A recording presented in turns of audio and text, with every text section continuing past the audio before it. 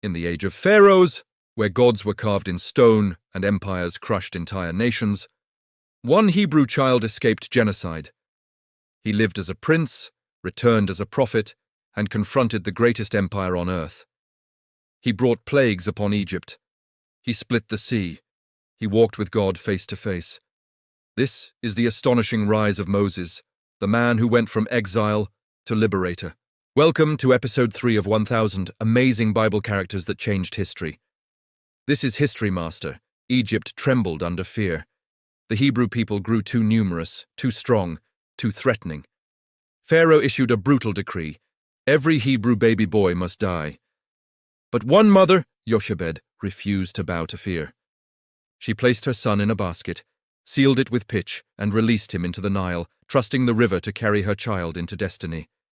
And destiny arrived in the hands of Pharaoh's daughter, a Hebrew slave raised as an Egyptian prince, a child doomed to die, now living in the palace of the one who ordered his death.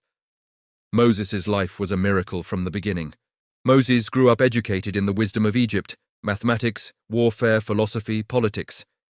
He looked Egyptian, walked like royalty, but his heart still burned with the suffering of his people. One day, Moses witnessed an Egyptian beating a Hebrew slave. Enraged, he killed the Egyptian and buried him in the sand, but secrets never stay buried. When Pharaoh learned of the murder, Moses fled, abandoning the palace, abandoning privilege, abandoning everything he thought he was. He wandered into the desert, alone, broken, exiled. Where princes end, prophets are born. For 40 years, Moses lived as a simple shepherd in the land of Midian. No throne, no glory, no power, just silence and sheep, until one day he saw fire, a flame, burning a bush that refused to be consumed. As Moses approached, a voice thundered, "Moses, Moses, take off your sandals, for the ground you stand on is holy." And there, at the burning bush, God called Moses to confront Pharaoh. But Moses protested, "I'm not a good speaker. I'm not the right man. Send someone else."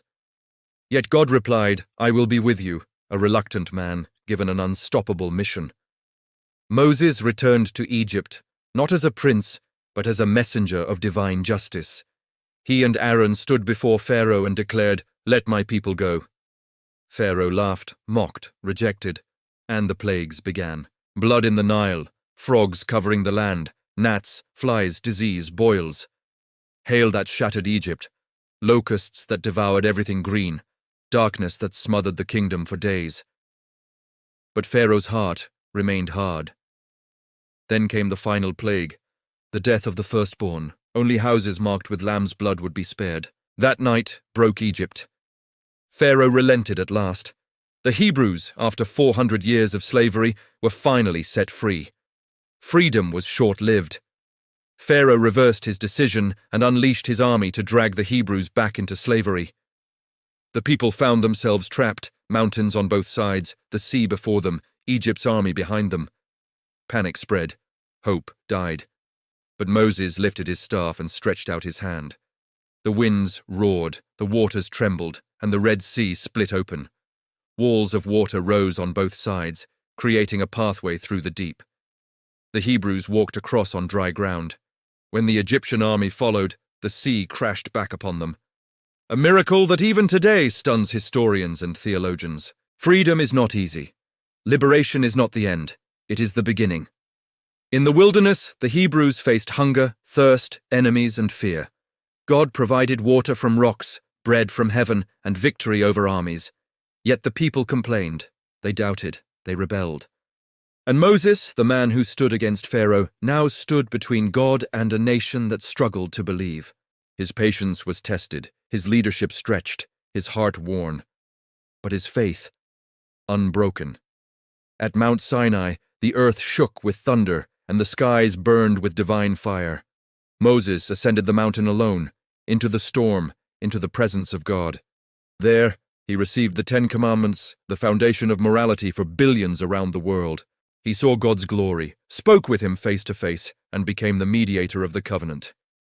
Yet even then, the people below built a golden calf. Still, Moses interceded for them. He begged God for mercy. That is leadership. Moses never entered the Promised Land, but he led the people to its very borders. He left behind laws, miracles, writings, and a legacy so powerful that billions still honor his name today. A stuttering shepherd who spoke to kings, a reluctant prophet who shook an empire, a man who walked with God like no other. This was the extraordinary life of Moses. And remember, we're just getting started. Join us for 997 more life-changing stories in this historic journey through Scripture. Like, subscribe, and stay tuned, because Episode 4 is coming soon, only on History Master.